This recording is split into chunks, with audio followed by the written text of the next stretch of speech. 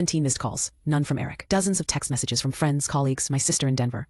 But from my husband of 12 years, silence. Then I saw Mara's message, sent just 2 hours ago. Eric's been at my place taking care of me. This whole hormonal thing has been so rough. Hope you're doing okay. The heart emoji felt like mockery. I screenshotted the message, something telling me I'd need it later. That afternoon, my best friend Sarah burst through the door, carrying flowers and fury in equal measure. "Where the hell is Eric?" she demanded, setting the bouquet on the bedside table. "Taking care of Mara. Apparently, hot flashes are more serious than internal bleeding."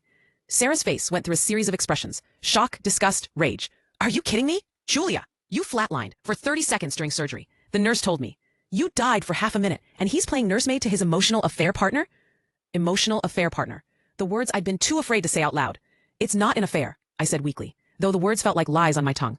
"Bullshit." Sarah pulled up a chair, her voice dropping to a fierce whisper. "Jules, I've watched this for years. The way she calls during our girls' nights, how she always has some crisis when you two have plans. Remember your anniversary dinner last year?" I did remember. Mara's panic attack that required Eric's immediate attention, leaving me alone at the restaurant with 2 untouched steaks and a growing suspicion that I was the third wheel in my own marriage. "I need proof," I said quietly. "If I'm going to do anything about this, I need actual proof." Sarah squeezed my hand.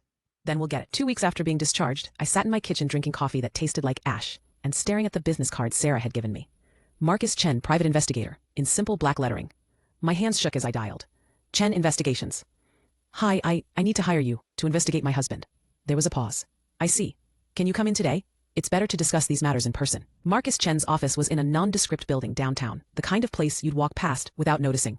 He was younger than I'd expected, maybe mid-30s, with kind eyes and a matter-of-fact demeanor that immediately put me at ease. "Tell me what's been happening," he said, pulling out a legal pad. I told him everything. Eric's absence during my medical crisis, Mara's constant presence in our marriage, the growing distance I'd felt for months. As I spoke, Marcus took notes without judgment. "How long have you suspected an affair?" he asked. I'm not sure it's physical, but emotionally, years maybe. Mrs. Harrison, in my experience, when someone chooses another person's minor discomfort over their spouse's life-threatening emergency, we're past emotional territory. He was right, and hearing it from a stranger somehow made it real. "What do you need from me?" I asked. "Access to financial records, phone records if possible, and a timeline of suspicious behavior. I'll handle the rest." Marcus was thorough. Within 2 weeks, he'd compiled a dossier that made my stomach churn. We met at a coffee shop near my office, and he slid a manila folder across the table like evidence in a crime drama. "Your husband and Mara have been having an affair for at least 8 months, he said without preamble, possibly longer. Hotel receipts, restaurant charges, a weekend trip to Napa that he told you was a business conference." The photos were damning. Eric and Mara entering her apartment building together. Leaving a hotel at 2 p.m. on a Tuesday. Sharing what was clearly an intimate dinner at Romano's, the restaurant where Eric and I had our first date. "There's more," Marcus continued. "Financial irregularities. Eric's been transferring money to Mara's accounts. Small amounts at first,